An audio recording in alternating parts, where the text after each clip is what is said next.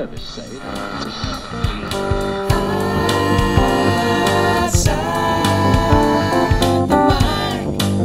Outside the mic. Outside the mic. Outside the mic. Sweet. Love it. I think we're done. That's it. Hey, everybody. This is Outside the Mic. I'm Jarrett Weimer. I am Martin Meyer, and we are your host on Outside the Mic, which is an observation and conversation and speculation around musical artists from, we call it another perspective, but I'll just say from our perspective, which could be slightly deranged. It's the perspective that matters. It does right now, the only perspective that matters to us. So yeah, it was a pretty sexy theme song there. I'd get eventually, maybe we have a chick talking and Outside the mic. yeah, and then she can say that thing. And she sound a lot cooler than I will. But what about Outside the Mic, Jarrett? What hatched this bird into being? Well, you and I, we've known each other for a while. We do the recording studio together, and we both. I mean, I think when podcasts started to take off, we both kind of started that fascination. My wife introduced me to podcasts. I was definitely not cool enough to discover them on my own. Mm-hmm. But we just had this idea of what do musicians or artists do outside of their career. Is it music? Are they still doing something music related, or is it something off the wall? What do they do in their off time? And is it as fascinating as like your life is outside the studio? Just how. Wow. That was a dig. It's way too early in the morning to be digging. That's perfect, because then it just goes right over your head. Which, when I first heard podcast, it was like I was visualizing some kind of little pod like launching off somewhere. I'm like, what? What is a pod? I think of a pea pod. Yeah. We all just sit in this little blanket together and we just, do we just talk? We should have did it. That sounds great. Right? Yeah, let's scratch this. We're going to revamp it. We'll be back soon. We back. So when we first started talking about doing this podcast, I'm a huge Eagles fan, and I just love to eat up anything that has to do with the Eagles. And so I started looking into just some what's behind the scenes stories on the Eagles. And the first one that came up was about one of my favorite songs, Hotel California. And that was the contributor writers were Don Henley, Glenn Frey, and Don Felder. And I don't think he did a lot of singing. I think we kind of researched it, and there was one that he did. Yeah, Visions. So that's what it was. And it was mostly just guitar, lots of solo guitar through the whole thing. Sounded like a chorus going through the whole thing. It's hard to hear any distinct voice. Yeah, exactly. And so I guess how the story goes is when they were getting ready to track the vocals, the lead vocals on it, he wanted to do it. And Glenn Frey, Don Henley, they weren't having it. Yeah. And as the story goes, whether this is true or not, this is what I read. It doesn't have to be on our show. It doesn't have to be on our... This is not a fact check. We'll get into that fact checking later down the line. In fact, we might even make shit up. But, but I assure you, he did not make this up. No, he... the story goes that when it came time to track Don's... audition for doing the lead vocals on this track, the manager took him out to lunch, and during that time, Henley and Frey, they recorded the vocals. Oh, it's just Henley's mean. Can you believe that? Mean. Why couldn't you just be honest with the guy? I guess that didn't work. Maybe they tried that. Or as many years as they'd been together, you think they kind of had that? I don't know. I mean, super successful band. Maybe they had other ways of handling things, you know? Yeah, and there was a power struggles, power trips going on there. If you look at the documentary, so that's what I've heard. The Fry and Henley, they were really the heart and soul, I think, of the Eagles, and probably a lot of the ideas and visions for the Eagles probably came from them, and so. Who knows? Yeah. You know, so who like, knows what? Screw him. Hey, George, take him out to lunch. We got this covered. Take Don to some Olive Garden and we'll bust this out real quick. Won't take Give him some free breadsticks. He'll be fine. Won't take long at all. Some free breadsticks. Breadsticks, sangria. He likes those. Yeah, give us an hour. Get him some drinks, and then we'll play it for him, and he'll be fine with it. I assure you. So, incidentally, though, since we had talked about that in the past, and I had a feeling you might bring that up. Not sure how I knew that, but I had a feeling you might bring that one up. But I did a little research on my own. I did some digging. I did some digging, and it took a while. This was like really, really hard to find. This was like a whole evening of Googling. What is this, Marty? Googling upon Googling. I have, apparently, before you went out to eat, they were trying to get some vocals, and well, maybe you'll understand too. I had a better understanding of maybe why they were so mean sometimes, but I found something with Don Henley singing. You mean Don Felder? Hotel California. These were early takes. Whoa! Yeah. So and then you can decide. You'd be the judge, or you out there be the judge, whether they were mean or whether they were just really smart. Okay. Yeah. Here we go. Yeah. Hopefully you'll hear this well.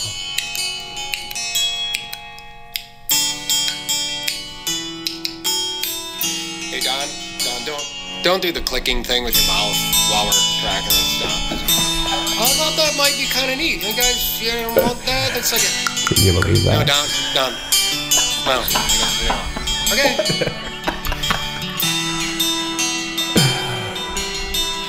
Whatever you say. Just... On a dark desert highway. Oh, baby. In my hair. One smell of Colito. Oh, that was a sweet rising note. Up in the air. Up ahead in the distance. A summer shimmering light. I'm not sure. Do you need to hear more? Do you really need to hear any more? Keep it going. Okay, a little bit. Because he kind of hit... Oh, no, he didn't.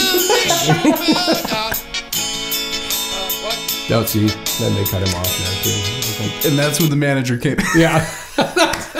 That would have been the point where it was probably shortly after where he said, okay, fuck you guys, I'm hungry anyway. So where did you happen to find this? Oh, I can't tell you personal that. collection. I can tell you my secrets about that, but I'll share it with you at some point in time. It's one of these really layer upon layer upon layer, under layer upon layer of stuff. I probably actually had to do some coding myself on the computer just to find. Wow! Yeah. A little black web action. That's what I'm talking about. That's why I can't share that, because then I'd probably have to kill you. Well, folks, there it is. OTM in a nutshell. OTM. That's it. So we also may. That's it. We probably just call this one a wrap, right? Good show. We may also touch on just a little teaser. One idea we had originally, and we actually thought it'd be a cool name, but somebody else had taken the name, is B-Sides, and discuss how it happened more often than you would think that sometimes the single that was supposed to be released didn't get released because, or maybe it didn't do as well, but a DJ turned it over and said, hey, look what's on the flip side. Played that and ended up having a hit song out of that. So wasn't there a Bee Gees? Wasn't there Bee Gees or Doobies? Was it the Doobies? Maybe that's what I'm thinking. The Doobie Brothers. It was like maybe Blackwater. We'll have to. Well, when we bring that in, we'll be a little more authentic. We'll do a fact check. Yeah, we will fact check. We're really just bouncing ideas off of you at this time. So please let us know. Yeah, give us your feedback at blah.com. Whatever we do. So, but that's Jarrett, UBABAH. .com. Blah blah blah. Jarrett, though, being the astute student of music that he is, did come up with some, and I haven't even got to hear this yet myself, so I'm looking forward to this. He does have a story for us. So as I was looking for material for us to talk about, I had a couple of ideas, just different stories that I've heard about artists over the years, some of my favorites. But I wanted to start with a legend. I wanted to start with somebody that we all know. The Legend of Sleepy Hollow. No. Oh, I'm sorry. That'd be different. Yeah. Not that kind of legend. Not that legend. Okay. Yeah, Gotcha. not that legend. Gotcha. But somebody that we all know. Anyways, we'll just dive right into it. But so keep in mind, this is just something outside of their career that was happening at one point in their life. Marty, see if you can guess who this is. Outside the mic. Outside the mic. Okay, this is a bit of history of a rock legend we all know. He was the front man of a world-renowned rock group that has spearheaded much of the music we grew up with and have had such an influence on today's music as well as fashion these days, believe it or not. David Cassidy. Wrong. Oh, I'm sorry. You could. Oh, wait. I'll get a little more information. Yeah, would you? Okay. Okay. Oh, dang, a Partridge Family would have been. Okay. I can guarantee you every 20-year-old girl has a shirt with this band name on it. Oh. Just by that, Marty, can you guess? 20-year-old girl. Oh yeah, all the hipster. I'm sorry to say this, all the hipster millennials. We've all got a shirt. Mm-hmm. I'm not calling myself a 20-year-old girl, but I'm just saying we all have that shirt. Yeah, we'll leave that up to other people. In our dresser with this band. Huh? Can you guess it? But it's no, not it's when not you said, Elvis. But you said legendary in rock and roll, and then you said 20-year-old girl. So now you've totally thrown me for a loop because, well, it's obviously okay if you're that legendary. It's not Justin Bieber. Okay, I'll give you that. Thank you. I'll give you that. How about Justin Timberlake? Close. No, I'm not close at all. I'm sorry. Glad it's not either. No offense. He may have borrowed some dance moves from who I'm talking about. Okay. Now that's a really great clue. So legendary enough to where young people are aware of who this group is. Still. Yes. Okay, go on. I still don't know who you're talking about, but it's not the Eagles, right? It's not the Eagles. Not No, we the covered Beatles. them already. It's not the Beatles. Not the Beatles. Okay. No. It is none other than frontman Mr. Mick Jagger of the Rolling Stones. Jagger, lips. Can you imagine how many probably young people have the Lips shirt? They probably don't even know the album, don't even know. Yeah. Maybe not even know the band, but they've got that shirt. You see them at Target. You see them at all the chain stores. Now, is that iconic for them? Did they get money from that still? Was that... Or did somebody else later on do the Lips like it and sold it? I believe that they still do. So let me fill in the rest of the blanks, and this might answer our apparel question. Gosh, I hope so. Merch question. Okay.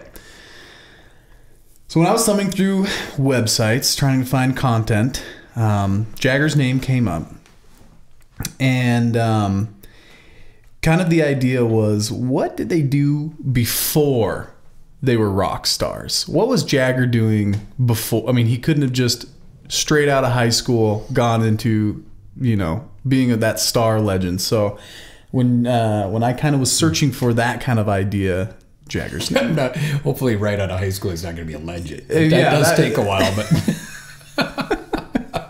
but he was even playing music right away then. I'm curious about that. Listen to this. This is kind of crazy. The short article that I found explains that in 1961, before Jagger hit big with the Stones, he was a porter at the Bexley Psychiatric Hospital in London. I did not know that. Yeah, and from what I understand, a porter, they are the ones, I think they carry around, we'll have to fact check this, but they carry around patients' belongings. They're pretty much just carriers for that kind of stuff. Fascinating. Yeah, I should have looked into more of what porter meant, but I heard that as a term for you could be a porter on a on a cruise liner or something like that. So And what was that? no idea. But I think it has to do with ocean, sir. Yes, I think it has to do with being in an ocean in a boat. But maybe it's like rich people have people like, where's my sunscreen? Where's my porter? Maybe it's like it's probably not like a butler, but it's definitely like a service. I don't know. We'll go ahead. I'm gonna research while you're saying this. Do some fact checking. Great.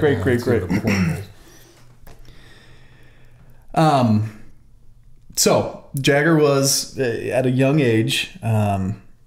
In 1961, he was carrying people's stuff around in this mental hospital.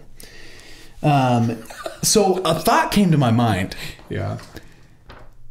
I wonder if he didn't get some of his moves from witnessing some patients in the have you ever seen Jagger's? That's good. Keep going. I like that. Okay. Have I ever seen his what? Have you ever seen his dance moves? Anyways, yeah. So in the article I found, it said that Jagger made £4 and 10 shillings, a week. Mm-hmm. So I had to Google the conversion rate, US dollars to the pound, and that's roughly like $7.80 a day, a week, and that was in 1961. Good Lord. But I mean, that was a lot more than it is now. But still doesn't seem like a whole lot. It doesn't. I kind of want to go back for a second though. His move, because these are, what kind of hospital was it again? It was they call it the Bexley Psychiatric Hospital in London. So are you're saying, Jarrett, that people that have disorders have interesting moves that they do? You're not making fun of them people, no, right, Jarrett? No, we're not. I'm saying when you're heavily medicated, we've all got some mental, but when you're heavily medicated, yeah. I'm thinking some of that fine motor skill function, it kind of goes away. So you might get a little loose in the hips is all I'm saying. I'm picturing him though, like, look, you know what? I'm going to do that move someday because that looks really unique. Or maybe he was just heavily medicated himself too. So. That was it. He just said, well, if it works for these guys, I'm going to heavily medicate. Yeah. Anyways. Yeah. So here, quickly. Yes. A porter, a person who carries burdens. That's the first definition. This is Merriam-Webster. I always trust her. One employed to carry baggage for patrons at a hotel or transportation terminal. Okay. So I wonder if when they were just checking in, if he was, because he wouldn't be following them around with their stuff. That's how I'm picturing That's how he got the dance moves. It could be. Maybe he took it to the next level. So I think he just would carry their belongings, whether storing them while they were there or if they were long term. Because people would be coming in and out. They get better, they leave, and then they say, "I want to come back." And did you know porter is also a heavy dark brown beer brewed from browned or charred malt?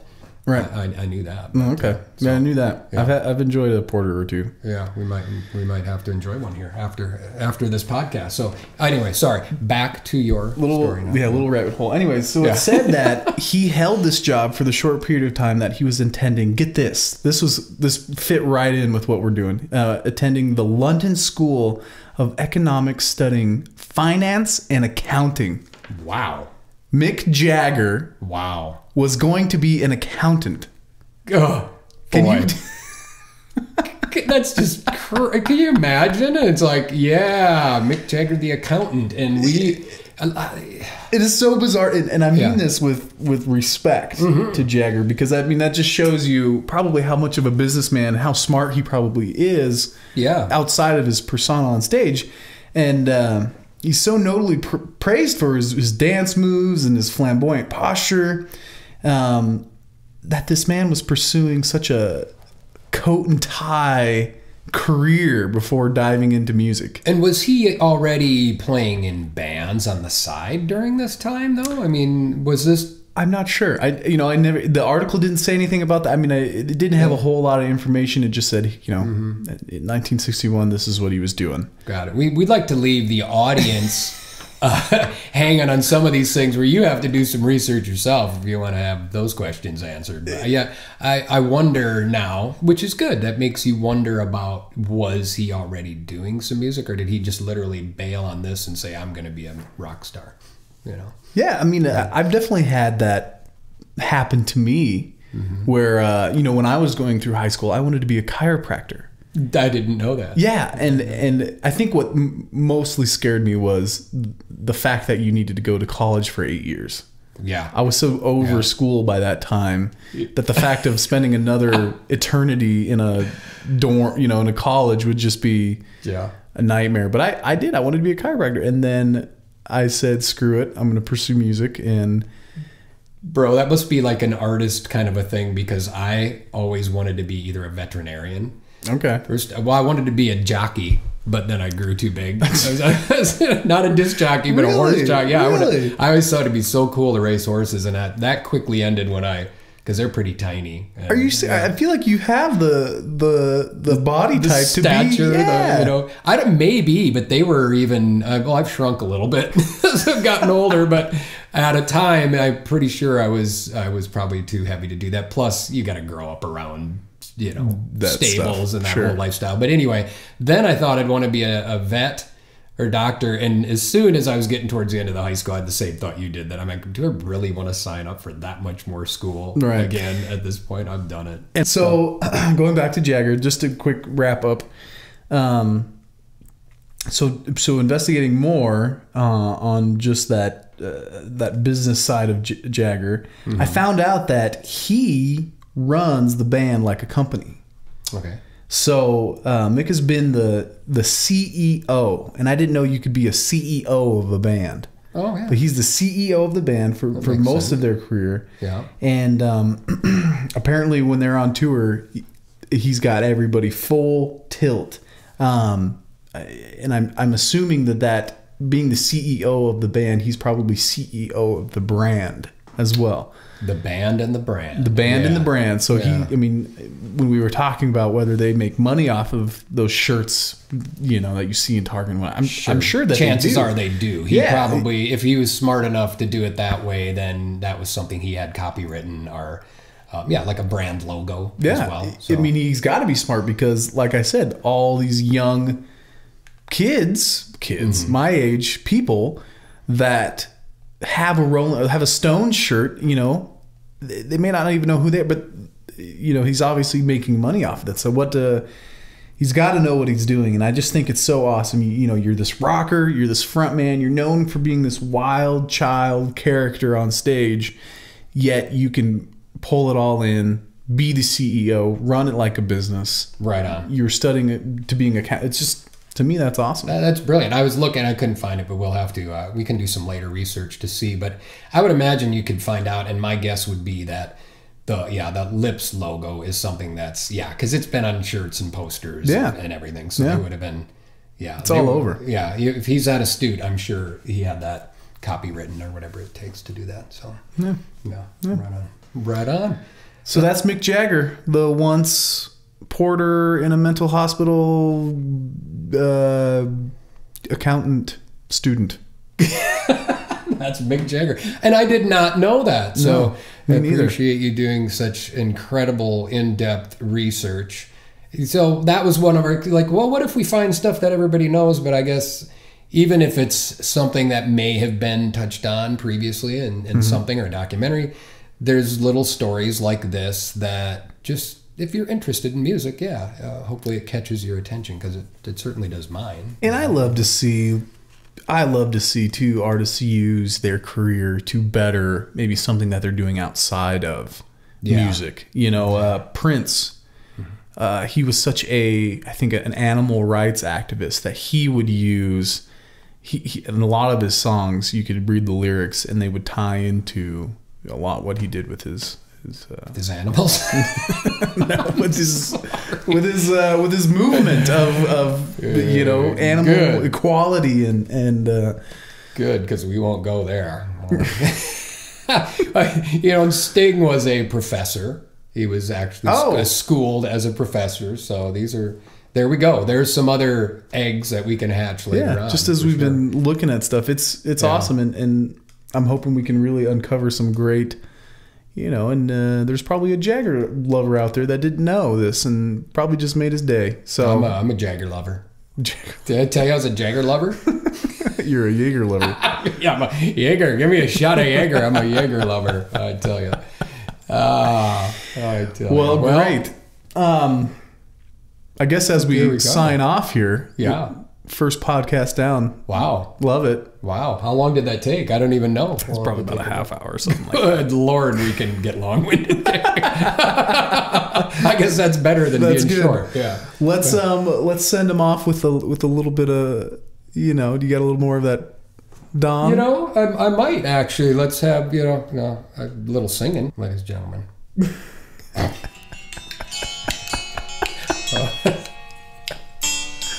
I like the clicks. Hey Don, don't do the clicking thing with your mouth while we're tracking this stuff. I thought that might be kind of neat. You guys, want that? That's like a... No, Don. No, we don't. Okay.